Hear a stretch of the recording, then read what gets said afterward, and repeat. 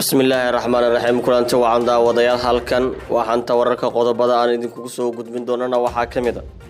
Ra'iisul Wasaare Khayre oo la soo warinayo inuu ku sii jeedo degmada Gurceel iyo ciidamo hordhac ah isaga oo gaaray magaaladaasi madaxweyne Xaaf oo muuqanaya in ahlu sunna uu kaga adkaaday loolankii ayaha maamulka Galmudug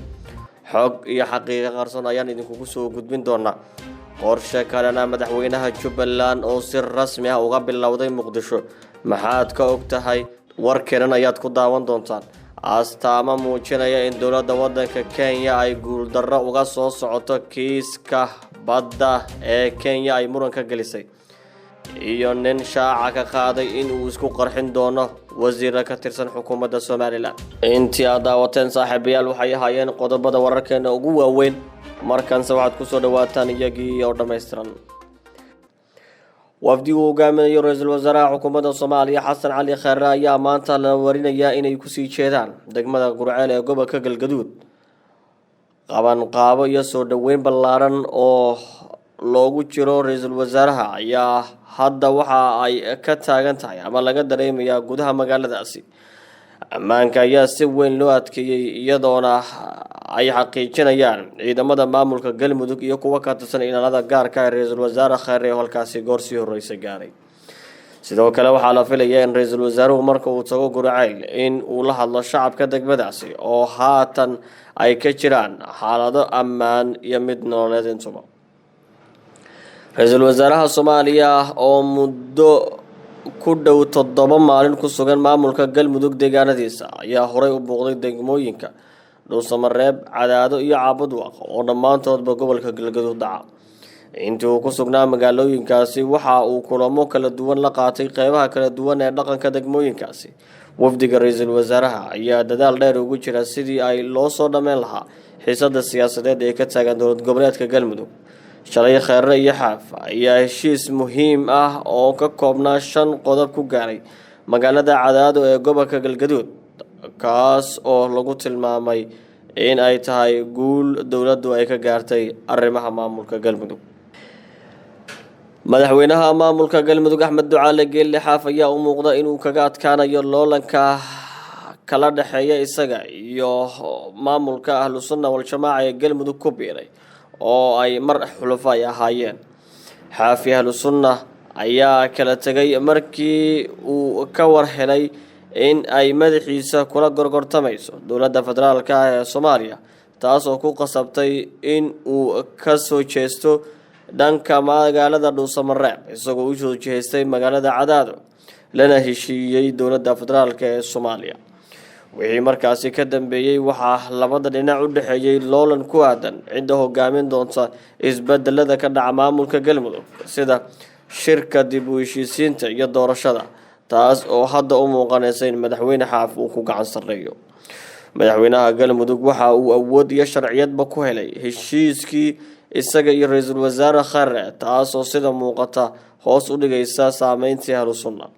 madaxweyne Xaaf waxa uu hogaamin doonaa hanaanka geedi socodka maamulka Galmudug iyo ka bixitaanka marxaladda kala guurka sida ay ku heshiiyeen isaga iyo Khayre madaxweyne Xaaf ayaa dhinaca kale waxa uu hogaamin doonaa shirka dib u heshiisiinta ee la qorsheynayo in uu ka dhaco magaalada Hobyo oo ay ku xoogan yihiin beeshiisa iyo beesha xulufada uu la sameeyay ee degta Cadaado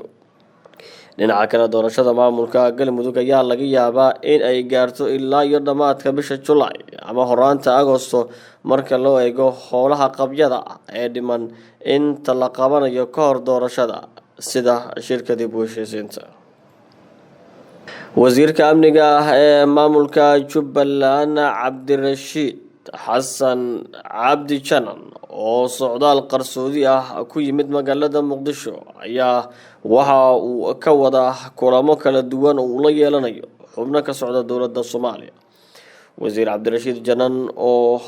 la dajiyay xarunta Nisa ayaa sababta uu yimid magaalada Muqdisho waxa la aaminsan yahay ama lagu sheegay inay tahay sidii ay u heli lahayd dowladda Soomaaliya fursad ay kaga qayb noqoto doorashada ka dhacaysa maamulka Jubbaland maadaama Axmed Madoobe uu diiday in dowladda ay farageliso doorashadaasi waxaa socda qorshe kale oo arintaasi ku ku lamaansan oo ah sidii uu janan u dhammayn lahaa inuu Axmed Madoobe isku soo dhiibo dowladda federaalka ee Soomaaliya isla markaana uu ku dhawaaqo inuu isaga haray doorashada maamulka Jubbaland uuna iscasilo taas oo dad badan oo xog hoggaal ahna oo u dhow madaxweyne Axmed Madoobe ay ku qeexeen mid riyo maalmeed ah. dowladda ayaa janan u soo bandhigtay adduun lacageed gaaraya ilaa 5 milyan oo lacagta Mareykanka ah oo sida xanta wararka ay ogaatay oo diyaar loo leeyahay in la siiyo Axmed Madoobe haddii uu aqbalo in uu sameeyo sida dowladda federaalka ee Soomaaliya ay rabto. Axmed Madoobe ayaa ilaa iyo hadda aqbalin doorashada dowladda Soomaaliya ay soo bandhigtay waxaana hadda muuqata in uu si kala fogaanayaan aragti ahaan dowladda Soomaaliya iyo janan oo markii hore iyagu xulafo ahaayeen. dowladda federaalka ee Soomaaliya ayaa muddo qorsheysay in ay saameyn ku yeelato doorashada maamulka Jubbaland iyada oo u gashay dadaal kasta oo gaaray heer dalalka dariska ah ay kaashato ay yeeshee aanay weli ku guuleysan iyadoo aad uga xumaaday xiriirkii maamulka Jubbaland iyo dowladda dhexe ee Soomaaliya. marka ay dowladda ka soo dhamaato arrinta maamulka Galmudug ayna xaqiijiso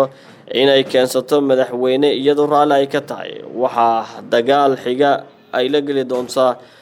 in uusan mar dambe dib ugu soo laaban kursiga hoggaanka maamulka Jubbaland Axmed Maxamed Islaam Axmed Madoobe. wasiiradda arrimaha dibadda ee waddankaasi Kenya Monica Choma oo wareysi gaar ah siinaysay barnaamijka Focus on Africa ee BBC-da ka baxa ayaa ka jawaabtay dhowr su'aalood oo la xiriirta kiiska badda ee Soomaaliya ee horyaalla maxkamadda ICJ. wareysigan oo muuqaal ah waxaa ka muuqatay wasiiradda walwal iyo feejignaan badan oo dhinaca jawaabaha inta ay jawaabaha bixinaysay waxa ay xambaarsanaayeen dareen iyo isku dhexyaac siyaasadeed kuwaas oo muujinaya heerka uu gaarsiisan yahay walwalka dowladda Kenya ay ka qabaan sheegashada badda Soomaaliya. su-aasha koowaad ee la weydiiyay ayaa ahayd ma aaminsan tahay in kiiskan ICJ ay Kenya iyo Soomaaliya ay maxkamadda si cadaalad ah u xukumi doonto waxaana ay ugu jawaabtay dareen ah in Kenya aanay ku qanacsaneen maxkamadda mar kalena aanay